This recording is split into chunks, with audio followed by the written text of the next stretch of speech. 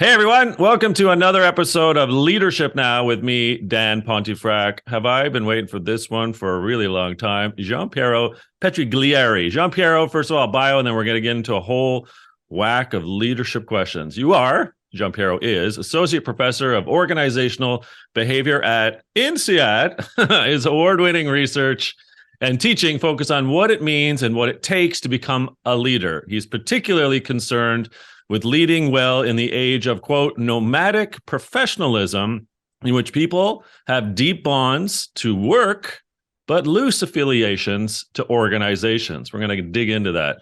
Building on 2 decades of experience studying and working with executives and companies around the world, Gianpiero has refined a unique approach to experiential leadership development that aims to deepen and accelerate the development of individual leaders, as well as to broaden and strengthen leadership communities within and across organizations. At INSEAD, if you're so lucky to be a part of his world, he directs the Management Acceleration Program, the school's flagship executive program for emerging leaders, and he also chairs the Initiative for Learning, Innovation, and Teaching Excellence. He also designs and directs customized leadership development programs for multinationals in a variety of different industries. He speaks widely on how to develop and exercise leadership in fast-changing, uncertain, and diverse workplaces. And finally, if that's not enough, Gianpiero has chaired the World Economic Forum's Global Agenda Council on New Models of Leadership and has been named one of the 50 most influential management thinkers in the world by Thinkers 50. He's trained as a medical doctor and psychiatrist, and I can guarantee you he leads from the heart. Gianpiero, thank you so much for being here, my friend. We've had the privilege over the years of hanging out a bit, being in the same rooms and discussing leadership. You've publicly stated the following, so we're going to start here first. The intent of my work is to humanize leadership and its development and to make it account for emotions and relations and all the messy stuff that makes us whole and can break us apart. And I believe, this is you, that the way to start doing that is to take seriously the idea that leadership is an art.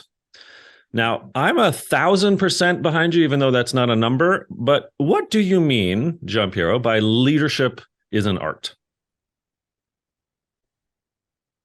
I mean that is an enterprise that collapses the distinction between doing something that I care about and doing something that's useful to others. I think the artist is a metaphor for that incredibly generous, self-absorbed person that digs into their truth to speak to someone else's view. An artist doesn't just have to sell. An artist has to resonate. And in order to do that, they have to express themselves, but they have to speak to others. And I think leadership is exactly the same way.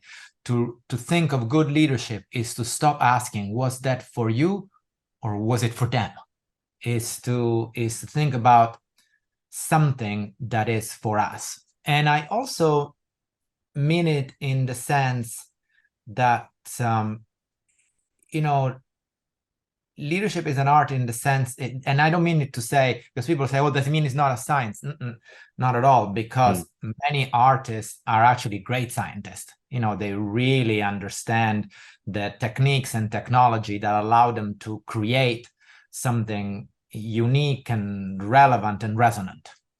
What I mean is that you use all your knowledge, all your tools, all your skills, all your cutting edge, resources to not just to make something, but to bring something into the world that says something about you and that affects the life of other people. And if you think of art, the point of art is not to get you to think what I want to think.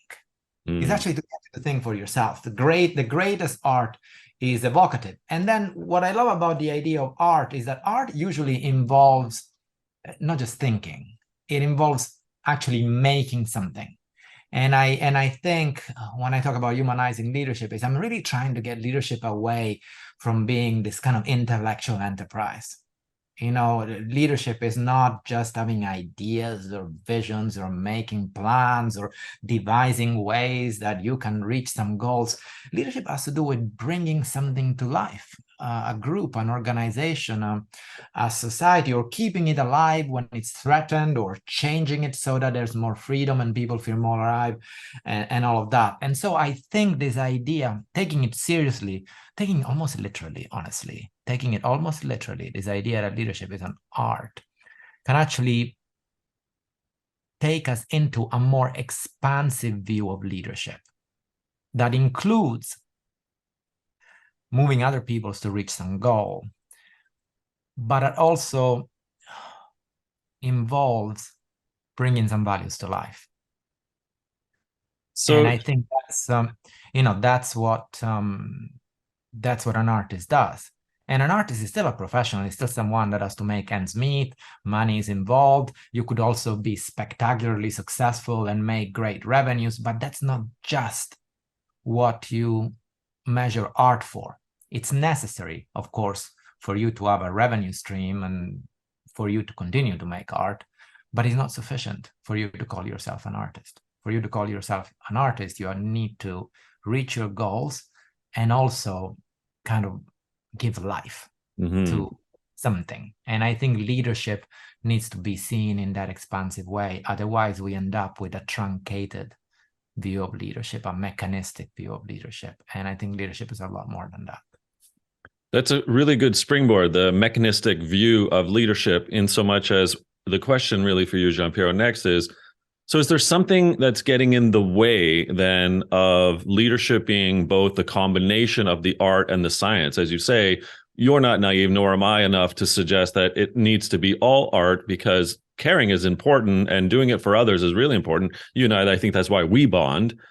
But there's still the fiduciary responsibility of EBITDA, of profit, of revenue, of the creativity of new products, new services, customer satisfaction, all the things that are business factors. So how do you reconcile, I suppose, Gianpiero, with leaders who are only truncated in their view of leadership, that they think it's just science, that they think it's just the mechanistic view? How do we get to them? What's your take on that, I suppose? I guess my take is that's not leadership. I think it's, very, very valuable. It's a very valuable activity, but I don't think it's leadership is if there's no why. It's half leadership, and for me, half leadership is no leadership at all. Yeah. So you've also said that being in the physical presence of an effective leader should ideally make the team member, the individual, feel calm, clear about priorities, and cared for. I love all three. I particularly love care, given I wrote something called Lead, Care, Win. So let's talk about your view of leadership as an art through feeling calm and clear about priorities and cared for. How does that relate to sort of your unfolding definition here? Yeah, I think art can do that. Art can make us feel, we are not alone, that someone else was thinking that, or maybe there's a different way of seeing it. And I also think, I might have written that, but I also think sometimes leadership makes us feel excited, makes us feel bothered, makes us feel, at the end of the day, I think good leadership moves us in two senses, in the emotional sense and in the physical sense. We feel something and we do something. And sometimes it moves us from fear to safety, from confusion to clarity, from, overactivity to focus. But other times it moves us from boredom to excitement, from complacency to concern. So, when I say that, I don't mean to say that leadership makes us feel always good. Sometimes it makes it, and I think some art makes you feel good, makes you feel at peace, makes you feel, one with the world. I guess what I meant by saying that is that good leadership connects us, holds us, brings us together with something more than us. connects us to other people, connects us to a group, connects us to a purpose, connects us to a place, connects us to something that makes us feel we're not just meeting those goals you were talking about earlier. We're actually leaving something behind. I'm writing something right now using the metaphor. Have you ever been to, talking about art, I went and visited some of the earliest recorded art.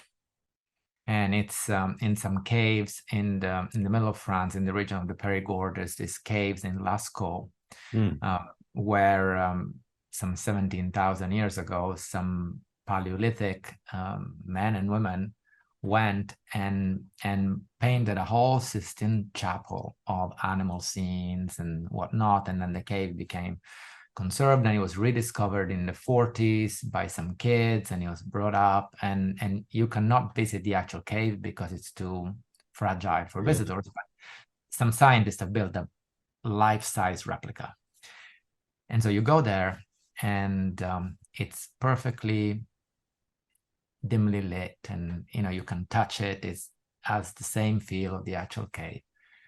And you imagine someone thousands and thousands of years ago who probably had also other worries, trying to survive, predators, safety, not all the comforts we enjoy, and yet decided, for whatever reason, they were going to paint these magnificent animals. And we don't know why they did it. And there's a couple of theories of why they did it. One is that they were an accountant, okay? That this was actually incredibly beautiful accounting, the kind of animals and that populated that area at the time. And another one, that this was, some kind of place where rituals were held that had to do with hunting and all of that. And you see, and I like to think that maybe they were a bit of both. Maybe they were a bit of both, and that they were accountants with an artistic license, that they were not just repeating the world, that they were representing it, that they were giving it an extra meaning. And I think this is what leaders often do. They don't just replicate actions, and they don't just repeat what everyone's always done. They don't just do what needs to be done, but they add a layer of imagination, and they awaken in others. I think what I felt when I went and visited Lascaux, which is a sense of wonder.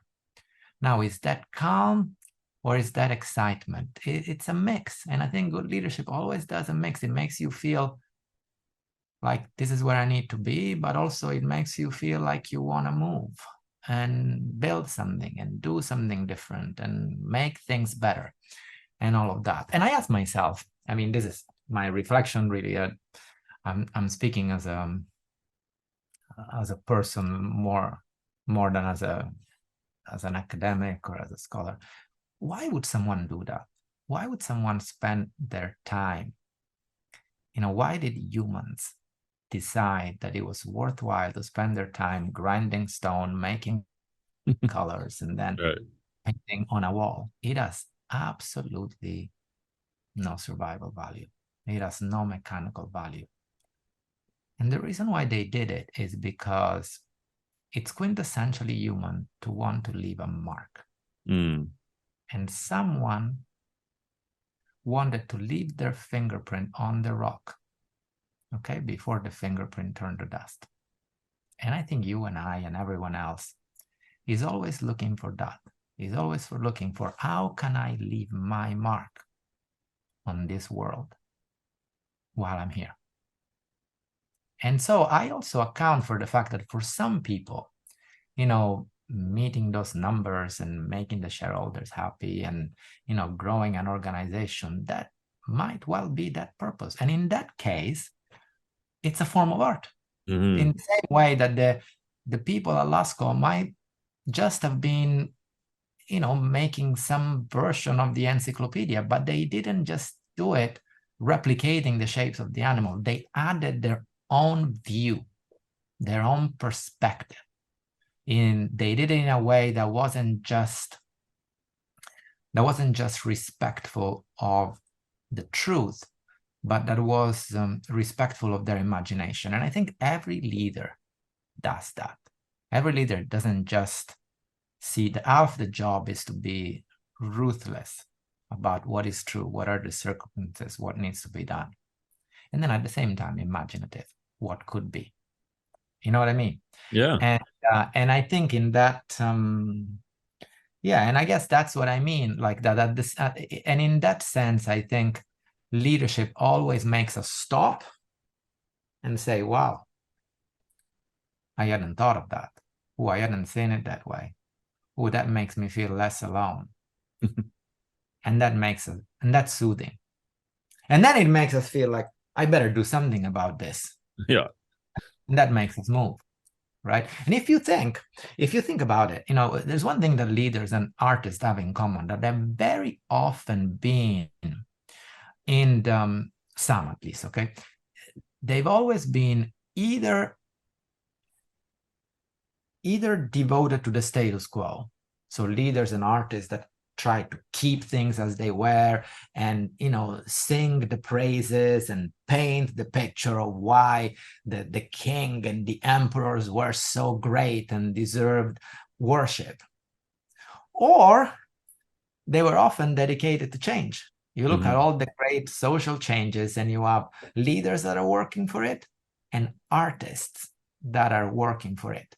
So art and leadership are always there to evoke and provoke wonder. What if? Now, it so happens that some leaders provoke concern. What if there's change? And let's circle the wagons.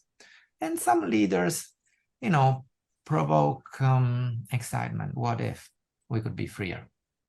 What if we could be bigger? What if we could be more whole? And so I think, to say that as a leader you're an artist, it really implies thinking, what do you want to evoke and what do you want to provoke and in whom? Because also, like, I used to like, I remember being a teenager and using to like music, for example, that my parents thought was noise. And I think leadership is the same. Maybe there's a group of people that thinks, your art speaks to them, moves them, frees them up. And others that think, your art diminishes them or it's just incomprehensible. But at the end of the day, I guess, I've spoken way too much, I should stop. Leadership and art always do two things. One, they make you feel suited, and the other thing is they make you feel free. So it segues again nicely. You do such a great job at your definition or perhaps just thoughts on loyalty. So in this day and age in our organizations, I feel that leaders are pretty stressed, pretty anxious. Burnout's on the rise. World Health Organization calling it an occupational hazard. And so retention and perhaps the development of people couldn't be more important in this, if we can call it post-pandemic era, Gianpiero. Where does loyalty fit for you in the definition of leadership as an art and the fact that we've got these real consequences that are occurring inside the organization between burnout, attrition, and just a real gong show in terms of the mental social wellness of our people? Yeah, I mean, Dan, I'm not very big on loyalty. I think it's a lost cause, to be honest, in the sense that I don't think it's a post-pandemic thing. I mean, for the last 40 years, organizations have proven relatively unreliable places to put your trust in. And this is very well documented. I'm not being cynical, I'm just being realistic. The job tenures and downsizings and changes, and the fact that people have felt less and less they expected that, even if they did a good job, that job might continue to exist. And then as technology accelerated, it's like maybe their organization isn't necessarily thinking of getting rid of that, but the actual job disappears and all of that. And then what you saw was the rise of a generation that actually thought, well, even if someone offered me a job for life, why would I want a job for life? Yeah. I would want to see other things. And so I think I don't think loyalty is honestly something that many organizations are really offering these days, or many people are expecting. At the same time, I think we have to separate loyalty and commitment, because I think these days, I think the normative relations to our employer is I might be here today and somewhere else in 5 years, but I expect you to value my commitment. So I might not be loyal, but while I'm here, I'm extremely committed. And that's, you mentioned my definition of nomadic professionalism, right? I think what we've done is we've moved to a working culture in which we don't necessarily expect organizations to give us a career ladder or a job for life and all that, but we expect them to give us a space where we can be committed to our work, where our commitment is recognized and it's rewarded with what? If not with loyalty, well, with learning. And that's why, like skill development, right? Well, not just skill development, development of my professionalism, my capacity, with the opportunity to do good work and to learn what work is good for me. Again, it's not like we are born with, we don't know how we're going to leave that fingerprint on the rock. But what my research shows is that any organization that gives me the space to think, what is my mark? And that gives us the tool to make that mark, is going to be a good organization. And people remain attached to it even after they've left, and they'll recommend it to customers and they'll recommend it to other people. And so in many ways, I think certainly, these days, there's still too many companies that tend to conflate retention with engagement. These are not the same thing. I totally agree. These are not the same thing. I could have someone that left 10 years ago. That's what my work shows. Left 10 years ago, is incredibly engaged. They want this organization to survive because this is where their roots of their success, of their sense of self, of their sense of, I can do well in this world is. And I can have someone that we are paying, we're giving them a bonus, we're trying to motivate them with all sorts of things, and feels in this place, my work isn't I'm not expanding, you see. And I think because we have learned to be a little bit weary of organizations, many of us have actually put our investment in the work, and we've also been taught. We've been taught, like, make sure that your skills are up to date.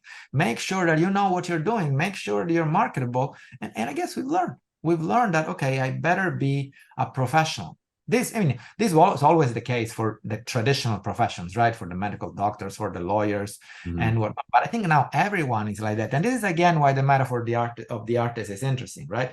Because the thing we could debate is this. Michelangelo. Who does he work for? God?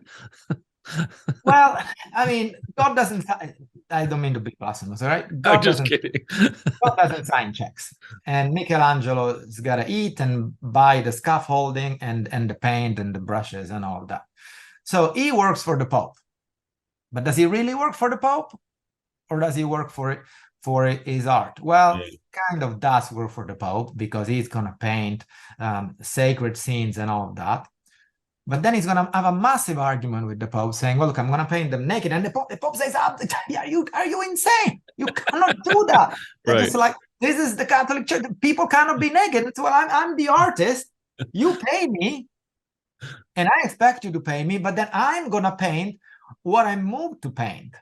And so I'm working with you, okay? But I'm not working for you. You can give me a mandate. But then I need to bring my personal expression to that mandate. See, once you tell people that you want them to be empowered, you want them to be professionals, you want them to have a learning attitude, you basically, organizations are telling people, we want you to be more like an artist. We commission your art and you can find meaning, express your whole self, impact the world and whatnot. Then you cannot tell them, but just make sure you put the underwear.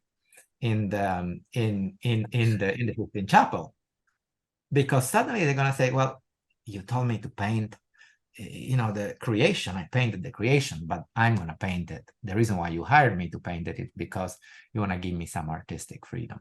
And you see, that's the thing I think we're still wrestling with, because most of our organizational science, most of our practices are still focused on the problem of how do we have enough control. Not too little, because then the organization breaks loose, but not too much, because otherwise people sort of lose their will, we lose motivation, we lose innovation and whatnot. But today, the really big problem is freedom. It's actually, how do we have enough freedom so that people can come up with new ways, can bring their whole self to work, can feel committed. But how do we not have too much freedom that we become confused and we don't know what we're doing and why are we here and what keeps us together and all of that. And, I believe in many ways, many people, certainly talented people, the kind of people that then organizations want to retain, they don't work for the company. They work with the company. And I think as a leader, you really, really need to understand that and understand what that means. Does it mean that companies and organizations don't matter? The opposite. The opposite. But they matter not because they give you loyalty, because they give you safety that if you do what we tell you, you're going to have the next step. They matter because they give you learning, because they give you some kind of guarantee that if you do your best work, we will allow you to do more of that, either on a larger scale or with more precision. And, if anyone has ever looked at my work, it kind of touches on this paradox that incredibly, in fact, the organizations where people are likely to stay the longest and be most committed are the ones in which they feel, I could leave tomorrow and I'll be okay. I remember this. I think it's one of my pieces. I remember the first time I actually saw it, not just in research and theory, but in practice, going to one professional service firm and the managing director pointed at a group of, at a team, I think 20, 30 people. And she told me, every single one of these people could go to our competitors tomorrow. And they're that good. Okay. And if I go to them and tell them, I'm going to pay you a little more, our competitors could match it. And if I told them, well, but you have to be loyal to our firm, remember, they would laugh. So the only way I can keep them is if I can promise, if you stay here for another week, next week you will learn and grow a lot more than if you were working for that competitor. And then I need to keep that promise. And I think every leader that's concerned with engagement first and then retention needs to think about, how do I not make, because everyone makes it, but how do I keep the promise of learning?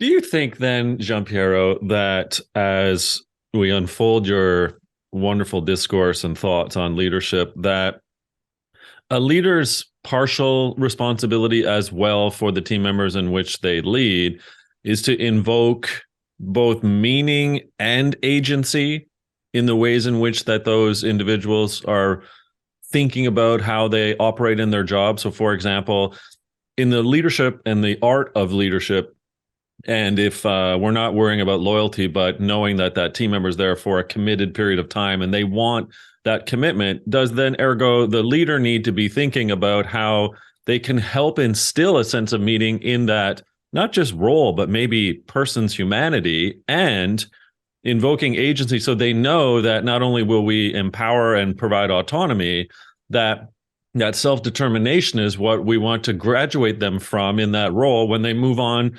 to another role or to another organization. Yes. That was easy. Yes. I mean, I've given, I feel like, I've given very long answers and I've stated so. So you went the other way. You just went, yes. I think I've said, you've stated so well. I don't think it can be art if it's not yours. if you're just copying someone else, it can be called skill, but it can be called art. So there has to be agency. And I don't think it's art if it doesn't say anything about you and if it doesn't say anything to other people. And what we know about meaning is that meanings comes from two things: self-expression and connection, right? And so for me, again, that's just a shorthand to talk about art. Is just a shorthand to talk about the fact that, you know, it has to be initiated by me, agency, and it has to express myself and connect to other people, which of course generates meaning. You know, as far as I'm concerned, meaning is the sense of meaning is a byproduct of the fact that what I'm building says something about me and seems to connect me to others, that closes that existential gap between me and the other person. It reminds us that we are unique, but we are part of. Inside the organization in teams, there is obvious and at times ubiquitous friction. And Arlie Hochschild in '83 wrote a book called The Managed Heart. And in The Managed Heart, Arlie came up with the term emotional labor. And basically the definition is the effort required to evoke and suppress feelings on the job. And I wanted to ask you just kind of about that general definition and your sense of emotional labor. What is it that we're doing wrong inside our organizations and leaders ultimately having to fix such that we can bring, you know, quote, our best selves to work? We can feel like we are doing our best with a leader who's an artist helping create the conditions so that there's less emotional labor. So first of all, I don't think you can eliminate all emotional labor. So if I'm ill and I need an operation, I really would appreciate if my surgeon conveys a sense of calm and competence, even if they're just freaking out because they're struggling with their marriage, or because their landlord has decided they want to end the lease or whatnot. So I do think some emotional labor in order to focus, to perform, is always necessary. I think what we're doing wrong is, you and I know that in organizations, including our own, then there's layers and layers of emotional labor that have nothing to do with being focused on doing our best work, but have to do with pleasing other people, with conforming to some kind of norm that was maybe relevant 25 years ago, but we keep doing that. And so I'm a big friend of, bizarrely, because I speak too much about art, also of kind of physics and engineering metaphor. Some emotional labor is not just bringing our emotions into the work. See, art is emotional labor. Yeah. Art, I mean, like, what artist is happy? Okay.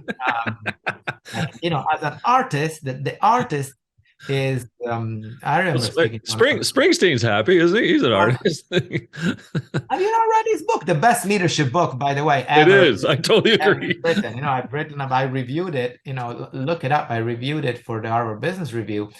He speaks about his depression so movingly. He speaks about needing, approval, and the fear of the void of not having the ability to express himself through music and have others, find that music meaningful. So he might have moments of happiness, and I wish him so much, because he's given so much happiness in my own life. Actually saw him live a few weeks ago, and that concert didn't evoke happiness. Actually, it evoked a sense of the passing of time, and we were all middle-aged, and there was a sense that our youth was still there to be touched, but yet somewhat a little bit in the past. And it was beautiful because it reminded you, okay, this is where we're at. But anyway, don't let me digress. So the art is always struggling with their emotions, and they're doing labor because they're really trying to take all those emotions and give birth to the art. And I don't think anyone would say that that's useless emotional labor, because the struggle, the torment, the turmoil, and I'm not a big theorist. I mean, I think if you want to be happy, there's really many other things you should be doing other than lead. Leaders are constantly dissatisfied. Leaders are constantly like, oh, things aren't moving fast enough. The world isn't just as good as it should be. I wish I was better. If I was better, think that you always live in if there was no gap between what is and what could be, there would be no leadership. Leadership is always is that feeling that I care. It is that cocktail of care and concern. Concerned and I care. I don't want someone else to fix it. I need kind of act, and I need to get other people to act with me, right? So happiness is really not something that happens very often when you're leading, and not for long periods of time. Happiness comes from meditation, prayer, sex, having a good meal, something that settles you. Leadership has to do with moving, and so sometimes you always push it. But anyway, that's emotional labor. Okay, that's a very different kind of emotional labor than, I don't know why I need to stay here until 10 p.m. because I guess everyone else is staying here at 10 p.m. I find something to be busy and I'm really frustrated, but I better smile. Or, I'm in this team meeting and I tried to speak 3 times and I made a point, and people have ignored my point. And, that guy made the exact same point and everyone said, great job. Yeah. Good job. And instead of saying, wait a minute, what is this? Or, my God, this place is unfair, I say, oh yeah, great job. That's emotional labor that just kills you. And so for me, the question is, I am really a big friend of emotional labor. But the question is emotional labor a response to an oppressive regime, which is the thing what Arlie is talking about, more overtly and more subtly oppressive? Or is emotional labor an effort to find my voice, to free myself up? So I do think leaders are always gonna ask some emotional labor of people, but you better make sure that their emotional labor makes them whole, makes them free, and that also creates more space for a plurality of voice. You see, and I think when I talk about humanizing leadership, I think of it in 2 ways. One is I think of it sort of from a kind of conceptual, academic, if you want, writing perspective, which is make sure that leadership is more than just a set of tools. That it includes the why. This is why the artist is the science for something. The tools, the skills for an intent. But when I think of leadership in practice, humanizing leadership means making sure that you help people show up with their whole selves, and that you build organizations where different people can show up with their whole selves, so which are pluralistic. And so it's whole people in pluralistic organizations. If you're trying to, and this is, you and I have spoken about this many times, this is my enduring crusade against the great business religion of alignment. Yeah.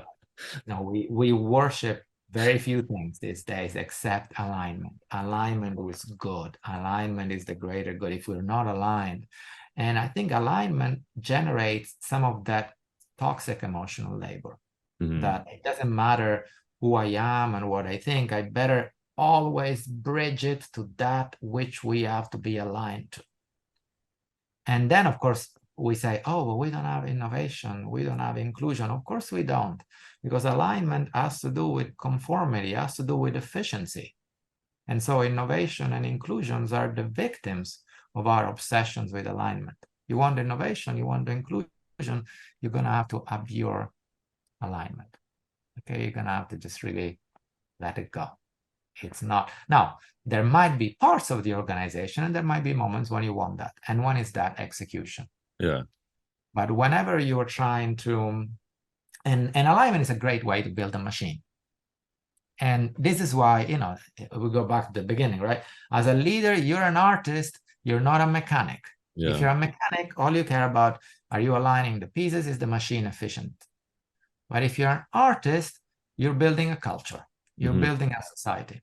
And I think much of the friction we have these days in business, and you know, maybe emotional labor is there's good emotional labor, and for me, and there's bad emotional labor. And one is, I think of emotions of energy. Good emotional labor use emotions as energy to build a better society by some measure, by which I mean freer and more pluralistic. And bad emotional labor is the one that, you know, just turns me into a machine, a cog into a machine that's trying to be a little bit more efficient. And I think a lot of the friction we have in business these days is because the discourse of business has moved to building a society. I mean, which business just says we want to be more efficient? No, they say we are a community here and we are trying to make a difference in the world. And so, you know, we really are a society. But then the practices of management and leadership are still remain very mechanistic. And so we're trying, and alignment is how you build a machine. Inclusion, innovation is how you build a society. A society can't just be efficient, it has to be human. And so for me, emotional labor is wasted whenever it shrinks us, it narrows us to that one normative set of expressions that have to do with fitting the organization. They haven't got to do with focusing me on the work. But emotional labor can be good when it allows me to do my best work. If I go into a classroom and I'm furious for something and I don't have the capacity to say, hey, my students here, you know, they need my attention, they need my care. And instead, you know, I bring whatever fury I have for whatever has happened and just start shouting at people.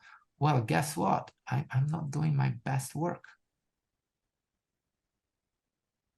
But if I go in, you know what I mean? I do. And I was thinking to myself, Henry Ford invented obviously the assembly line, and although he may have helped us move from 6-day work weeks to 5-day work weeks, it was right around the time clearly of still Taylorism and the scientific principles of management. So I think what you're inventing for us is Petriglierism, and it's the artistic principles of management. The artistic principles of management, Gianpiero. What do you say about that? It could be the title of the book. Okay, look, I guess you're challenging me to say, do you have an idea or do you have an ideology? And I think art is a little bit of both. But yes, there is certainly an intent. I do think all, and one of the things that I find complicated, but also at the same time honest about the decade we're living in, that we're kind of accepting that all leadership is political. Yeah.